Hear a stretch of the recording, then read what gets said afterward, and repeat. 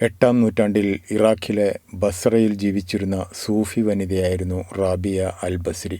ഒരിക്കൽ അവർ ഇങ്ങനെ പ്രാർത്ഥിച്ചു: ദൈവമേ, നരകത്തെ പേടിയുള്ളത് കൊണ്ടാണ് ഞാൻ നിന്നെ ആരാധിക്കുന്നതെങ്കിൽ നീ എന്നെ നരകത്തിലിട്ട് കത്തിക്കുക.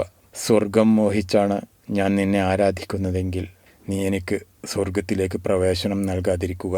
നിന്നെ അറിഞ്ഞ് നിന്നെ ഞാൻ സ്നേഹിക്കുകയാണെങ്കിൽ മാത്രം നിന്റെ നിത്യസൗന്ദര്യം എന്നെ നീ അനുഭവിപ്പിക്കുക. ഒരിക്കൽ ഒരു കയ്യിൽ വെള്ളവും മറ്റേ കയ്യിൽ തീപ്പന്തവുമായി റാബിയ അങ്ങാടിയിലൂടെ പോകുന്നത് കണ്ട് ആളുകൾ ചോദിച്ചു: എങ്ങോട്ടാണ് പോകുന്നത്? എനിക്ക് സ്വർഗം തീയിട്ട് കത്തിക്കണം, നരകം വെള്ളമൊഴിച്ച് കെടുത്തണം. ദൈവത്തിലേക്കുള്ള വഴിയിൽ അവ രണ്ടും വിലങ്ങുതടികളാണ്. റാബിയ പറഞ്ഞു: ശിക്ഷ ഭയന്നോ സമ്മാനം മോഹിച്ചോ ഉള്ള ദൈവാരാധന ഞാൻ ഇഷ്ടപ്പെടുന്നില്ല. മറ്റൊന്നും മോഹിക്കാതെ ഇഷ്ടം കൊണ്ട് മാത്രം എനിക്ക് ദൈവത്തെ ആരാധിക്കണം. മറ്റൊരിക്കൽ വീട്ടുമുറ്റത്തിരുന്ന് റാബിയ എന്തോ തിരയുന്നത് കണ്ടപ്പോൾ അയൽവാസികൾ വന്ന് ചോദിച്ചു: എന്താണ് തിരയുന്നത്? ഞാൻ എൻ്റെ സൂചി തിരയുകയാണ്, റാബിയ പറഞ്ഞു. അപ്പോൾ ആളുകൾ ചോദിച്ചു: സൂചി ഇവിടെ തന്നെയാണ് വീണുപോയതെന്ന് ഉറപ്പുണ്ടോ? ഇല്ല, ഞാൻ തുന്നിക്കൊണ്ടിരിക്കുമ്പോൾ വീട്ടിനകത്താണ് സൂചി വീണുപോയത്.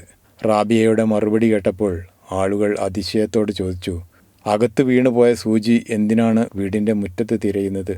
റാബിയ അവരോട് പറഞ്ഞു: നിങ്ങളും ഇതുതന്നെയല്ലേ ചെയ്യുന്നത്? നിങ്ങളുടെ മനസ്സിനകത്തുള്ള ദൈവത്തെ നിങ്ങളും പുറത്തെവിടെയോ അല്ലേ തിരയുന്നത്?